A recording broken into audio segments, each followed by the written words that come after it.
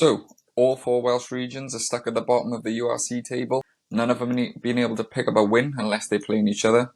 But don't worry, I'm here to tell you that it's not as bad as you think and there's no need to panic. At least not now anyway, at least not yet. So, first of all, we need to put it into context. So many players left the regions this year. You had not just the internationals that have gone to different leagues, some have retired, some have moved on. You also have like those really good squad players, and when the internationals went off during the international window, they kept the squad's strength up, kept the levels in training and stuff like that. A lot of those players have gone because they found greener pastures, they found bigger money elsewhere. You can't blame them. Also, you've got to look at the squad sizes. The squad size is reduced quite significantly. In fairness, we've had quite a few coaches and players honestly coming out in the media and expressing that it's been difficult to sometimes do their captain's run and team runs, etc. against a full 15. So they're doing like their captain's run and you're against like 12, 13 players. It's due to injuries and stuff like that, but it's not good enough. It's 100% going to hinder the level of training when you can't fill out every bit of training with the appropriate numbers. I mean, Steph Hughes was on the Scrum 5 podcast where he was being interviewed and he mentioned about how useful it was that the Dragons got to train against Wales during the Wales Barbarian camp for like a day or whatever. And it was great because it was actually being able to play against a full 15. When you actually hear a player come out and say it, it's like ludicrous to think that that's going on. But that's the state of play. The reason I wanted to make this video is because, yeah, it's not great. The results are not great.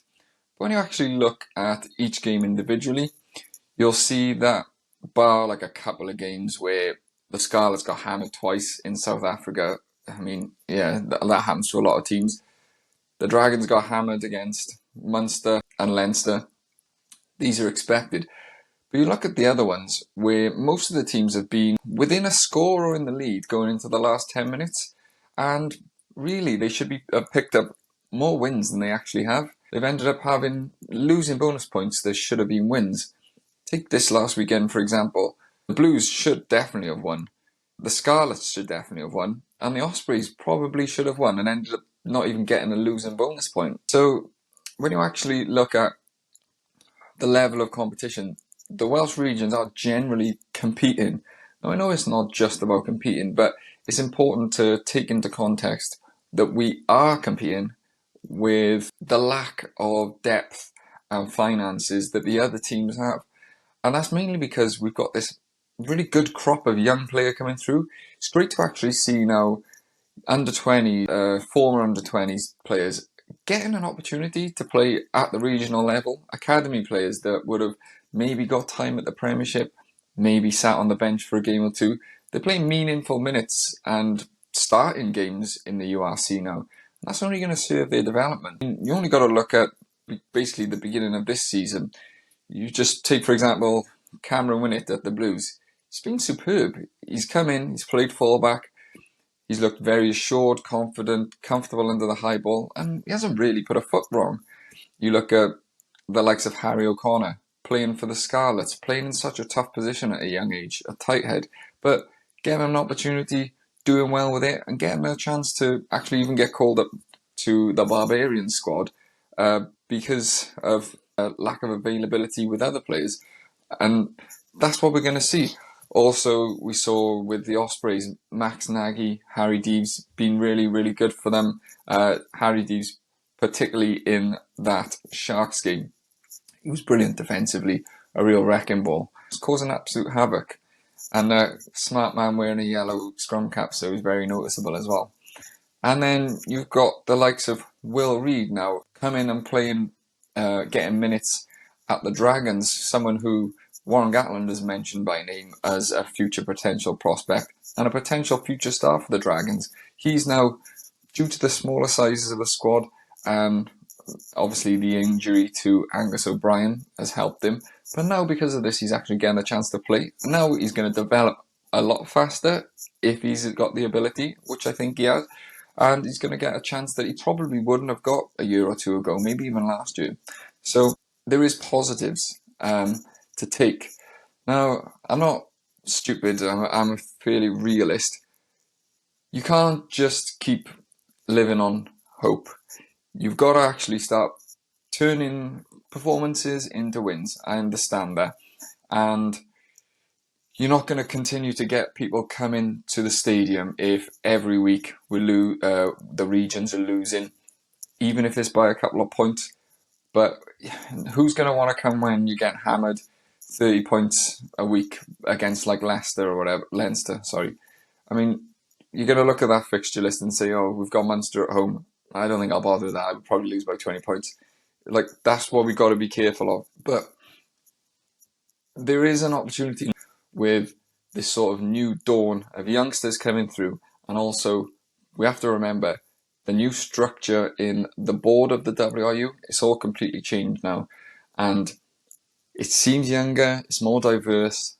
Hopefully, some more people with some fresh ideas, not dinosaurs who've just got jobs for the boys. People who are going to come in and who've got the experience to hopefully make a difference and improve the running of the business that is Welsh Rugby. Because at the end of the day, it is a business.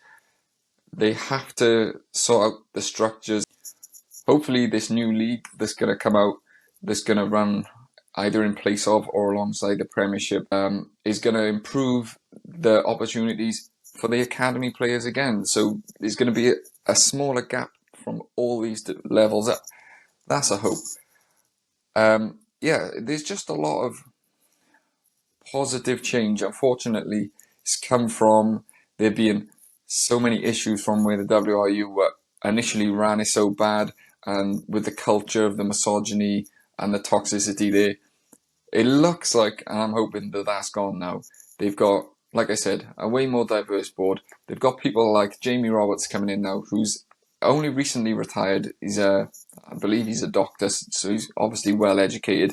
He's a very good pundit. He knows what he's talking about, but he also knows what it's like to be a player at this current era, because he's only retired a couple of years ago. So he's going to have a better idea than these people who probably maybe finished a couple like 20 years ago, and because they've got mates and they've worked their way up, they've ended up on like a governing position in the WRU. Let's hope that all that is done now.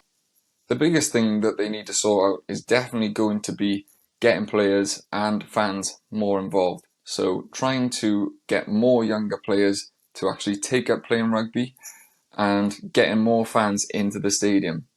It's going to be so difficult. There's so many things young kids can do now, and they might not necessarily want to play rugby. Parents might not necessarily want their kids to play rugby, but they need to find a way to bring in more youngsters into the game, and also bring more people into the stadium.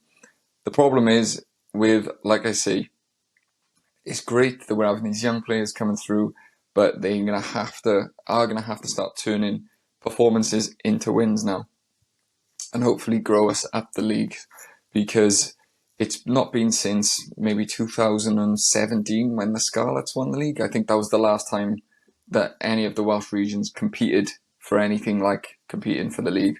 I know we've had a couple of cup runs, but nothing significant. So these young players now have really got an opportunity to take the mantle and just rewrite the history of the regions, and hopefully to the international game. That's the burden that's on their shoulders.